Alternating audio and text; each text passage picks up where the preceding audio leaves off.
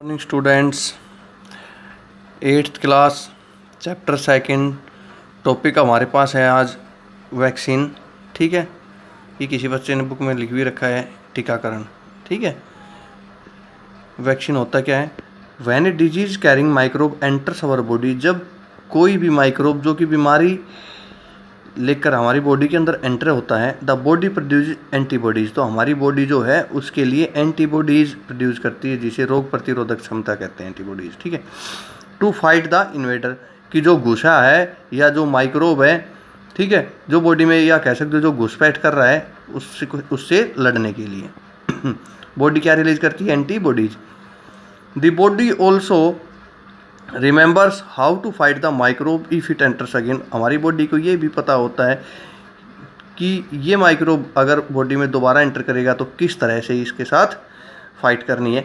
So if dead or weakened microbes are entered in a healthy body, अगर मरे हुए या कमज़ोर माइक्रोब्स बॉडी के अंदर, एक स्वस्थ बॉडी के अंदर एंटर कर जाते हैं, the body fights and kills them by producing suitable antibodies, तो हमारी बॉडी उनके लिए, ठीक है, सूटेबल एंटीबॉडीज़ को प्रोड्यूस करेंगी जो कि उनसे आसानी से लड़ सकते हो, उनको मार सकते हो, ऐसे एंटीबॉडीज़ पैदा करेंगी, या उनके विपरीत पैदा करके क्या करेगी? उनसे फाइट कराएगी जो कि उन्हें किल कर देते हैं। The antibodies remain in the body, जो एंटीबॉडीज होती हैं वो हमारी बॉडी के अंदर रहते हैं, and we are protected from the disease causing microbes, और वो हमें जो बीमारी फैलाने वाले जो भी माइक्रोब्स होते हैं उनसे क्या करती है? बचाव करती है। This is how a vaccine works, इसी तरह ही एक दवाई क्या करती है? कार्य करती है। सेवरल डिजीज इंक्लूडिंग, बहुत सी बीमारियां जैसे cholera, tuberculosis, small pox, hepatitis can be prevented by vaccination. इसी तरह ये जो बीमारियां होती है, जैसे हो गया कोलेरा, हो गया ट्यूबरक्लोसिस, स्मॉल पॉक्स, हेपेटाइटिस, इन सभी का हम क्या करते हैं? इलाज करते हैं। ठीक है, अब उसके बाद है Edward Jenner discovered the vaccine for small pox. Small pox जो बीमारी है उसकी दवाई किसने खोजी थी? एडवर्ड जेनर ने। और कब? 1798 में। In your childhood you must have been given injections to protect yourself against several disease, आपके बचपन में आपको बहुत से इंजेक्शंस दिए जाते हैं जो कि तुम्हें बहुत सी बीमारियों से बचाते हैं। Can you prepare list of this, क्या आप इनकी लिस्ट बना सकते हो? You may take also help of your parents, आप अपने पेरेंट्स की सहायता भी ले सकते हो, क्योंकि आपने देखा होगा जब बच्चा छोटा होता है तो महीने पर, 1.5 महीने पर, 2 महीने पर, 3 महीने पर, 4 महीने पर, 6 महीने पर, ठीक है, इसी तरह से उसे समय सारणी के अनुसार अलग अलग बीमारी के बचाव के लिए अलग अलग तरह के क्या है? टीके लगते रहते हैं कि बच्चा जो है वो क्या रहे? हेल्दी रहे, स्वस्थ रहे। अगर छोटा बच्चा है उसको कोई बीमारी हो जाएगी तो वो हेल्दी नहीं रहेगा, वो क्या हो जाएगा? कमज़ोर रह जाएगा। तो उसको हेल्दी रखने के लिए गवर्नमेंट के द्वारा ये सुविधा प्रोवाइड की जाती है कि जो आपके गांव में जो नर्स होती है, ठीक है, वो उन बच्चों को समय समय पर क्या करे? इंजेक्शंस देती रहे। It is essential to protect all childrens against this disease, ये बहुत आवश्यक होता है कि सभी बच्चों को इन बीमारियों से बचा कर रखा जाए। Necessary vaccines are available in the nearby hospitals, आसपास के जितने भी अस्पताल होते हैं उनके अंदर ज़रूरी जो दवाइयाँ होती है वो उपलब्ध होती है। You might have seen the advertisements on TV and newspapers regarding protection of childrens against polio under the pulse polio programme.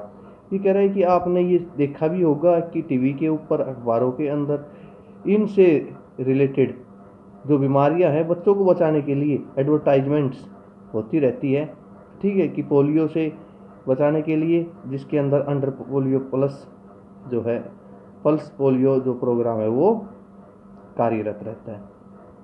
Polio drops given to childrens are actually a vaccine, जो बच्चों को पोलियो की दवाई पिलाई जाती है वह भी अपने आप में क्या है? एक दवाई है।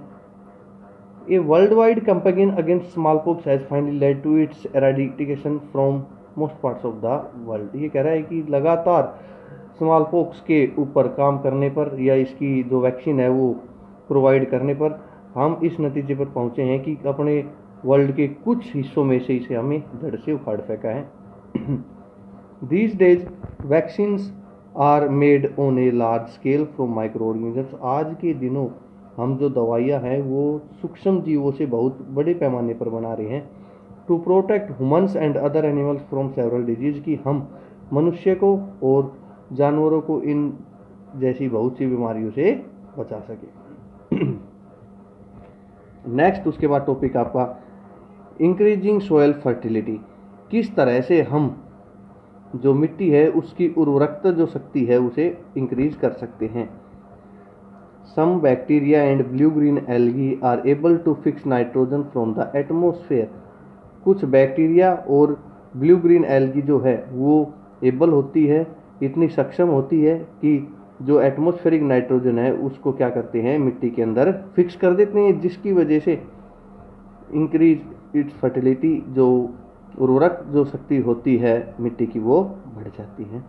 These microbes are commonly called biological nitrogen fixers. इसलिए हम आमतौर पर इन्हें क्या कह सकते हैं, जैविक नाइट्रोजन फिक्सर्स, कि ये क्या है, बायोलॉजिकल नाइट्रोजन फिक्सर्स हैं। मतलब इनका काम क्या है कि एटमॉस्फेरिक नाइट्रोजन को सॉइल के अंदर फिक्स करना या मिक्सअप करना। ठीक है। नेक्स्ट जो टॉपिक है इसके अंदर आपका वो आता है क्लीनिंग द एनवायरनमेंट। अपने पर्यावरण की हम किस तरह से साफ सफाई करते हैं। Boojho and Paheli had observe the school gardener making manure. Boojho और पहेली ने देखा कि जो स्कूल का जो माली है वो क्या बना रहा है, मैन्योर बना रहा है, खाद बना रहा है। अलोंग विद देयर फ्रेंड्स, अपने दोस्तों के साथ। They collected waste of plants, ये क्या कर रहे हैं, पेड़ पौधे जो है उनका वेस्ट कलेक्ट कर रहे हैं। Vegetables waste and fruits from the nearby houses and garden, अपने आसपास के घरों से और गार्डन से, बगीचों से क्या कर रहे हैं, जितने भी पेड़ के वेस्ट हैं, वेजिटेबल्स के वेस्ट हैं या फ्रूट्स के वेस्ट हैं, उनको क्या कर रहे हैं, कलेक्ट कर रहे हैं। They put them in a pit meant for waste disposal, वहाँ पर जो वेस्ट डिस्पोजल के लिए जो गड्ढा बना हुआ था उसके अंदर सब कुछ या सारा वेस्ट इन्होंने डाल दिया। After some time it decompose and got converted to manure, कुछ समय बाद वो डिकम्पोज हो गया और किस में चेंज हो गया, मैन्योर के अंदर, खाद में। Boojho and Paheli wanted to know how this had happened. Boojho और पहेली उत्सुक थे यह जानने के लिए कि यह कैसे हो गया। ठीक है। अब उसके बाद है एक्टिविटी 2.5 है take 2 pots and fill each pot half with soil. आज कह रहा है कि आपने 2 क्या लेने हैं, पोट लेने हैं, घड़े लेने हैं। ठीक है, या गमले ले सकते हो, गमले लेने हैं आपने, जिनको आपने आधा भर देना है किससे, मिट्टी से। मार्क द एंड बी, दोनों पर आपने निशान डालने हैं, ए और बी, जिससे पता चल जाए ये ए है ये बी है, दोनों अलग अलग हैं। Put plant waste in pot A के अंदर आपने प्लांट वेस्ट डालना है। And the things like polythene bag, empty glass bottles and broken plastic toys in pot B. Pot B जो है उसके अंदर आपने डालना है, पॉलीथीन बैग हो गई, खाली ग्लास बोटल्स हो गई, टूटे हुए प्लास्टिक खिलौने हो गई, ये आपने पोट बी में डालना है। पुट देम साइड, दोनों को अब रख दो। 3 या 4 हफ्ते बाद आपने ऑब्जर्व करना है, क्या नज़र आएगा आपको, तो आपको नज़र आएगा कि जितने भी जो प्लांट वेस्ट थे वो सारे के सारे तो चेंज हो गए मैन्योर में, और जितने पोट बी के अंदर थी वो जैसे थे वैसे की वैसे रही। इसका मतलब ये गड़ने वाले नहीं है, ये हमारे जो एनवायरनमेंट है उसमें क्या करते हैं, पोल्यूशन क्रिएट करते हैं, पोल्यूशन फैलाते हैं। अब देखो, do you find any difference in the contents of 2 pots. ये कह रहा है जो इनके अंदर रखा था दोनों पोट्स के अंदर, आपने कुछ अंतर नजर आया उनके अंदर। If so what is the difference, अगर आया तो वह क्या है। You will find that the plant waste in pot A has been decomposed. आपने देखा कि पोट ए के अंदर जो भी प्लांट्स वेस्ट था वो सारा डिकम्पोज हो गया।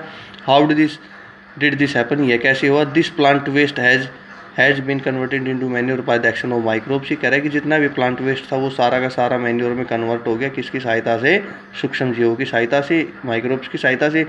The nutrients released in the process can be used by the plants again. अब इसके अंदर जो न्यूट्रिएंट्स होंगे पोट ए के अंदर, उन सभी को पौधों के दोबारा यूज कर लिया जाएगा। Did you notice that the in the pot be the polythene bags, empty glass bottle, broken toy did not undergo any such change. इनके अंदर कोई भी ऐसा बदलाव नहीं हुआ पोट बी के अंदर जो हमने लिए थे। The microbes could not act on them, क्योंकि माइक्रोब्स उनके ऊपर कार्य नहीं करते। And convert them into manure, वे उनको खाद के अंदर तब्दील नहीं कर सकते। You often see large amounts of dead organic matter in the form of decaying plants and sometimes dead animals on the ground। ये कह रहा है कि आप आमतौर पर देखते हो कि बहुत अधिक मात्रा के अंदर मरा हुआ या जो डेड ऑर्गेनिक मैटर होता है, जैसे प्लांट वेस्ट हो गया, ठीक है, या डेड प्लांट्स हो गए या डेड एनिमल्स हो गए, आपको भूतल के ऊपर मतलब ज़मीन पर पड़े हुए नज़र आते हैं। You find them that they disappear after some time, आपको नज़र आता है कुछ समय के बाद वो वहाँ से लुप्त हो जाते हैं।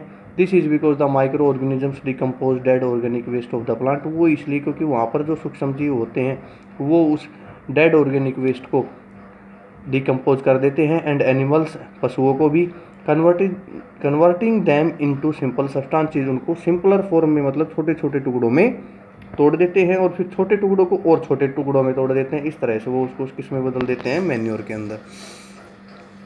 These substances are use again by other plants and animals, फिर जो सिंपल सब्सटेंसेस थे उनको किसी दूसरे एनिमल या प्लांट्स के द्वारा एब्जॉर्ब कर लिया जाता है, यूज़ कर लिया जाता है।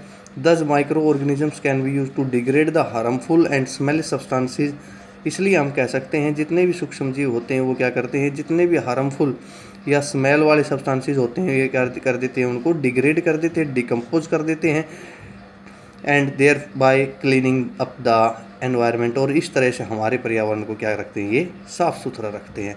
क्योंकि जितने भी बायोलॉजिकल वेस्ट होते हैं, जैसे प्लांट्स वेस्ट हो गया, एनिमल वेस्ट हो गया, ये सारे के सारे क्या हो जाते हैं, मैन्योर में चेंज हो जाते हैं। ठीक है, मैन्योर में चेंज हो जाते हैं तो हमारे एनवायरनमेंट के अंदर पोल्यूशन कम हो जाता है।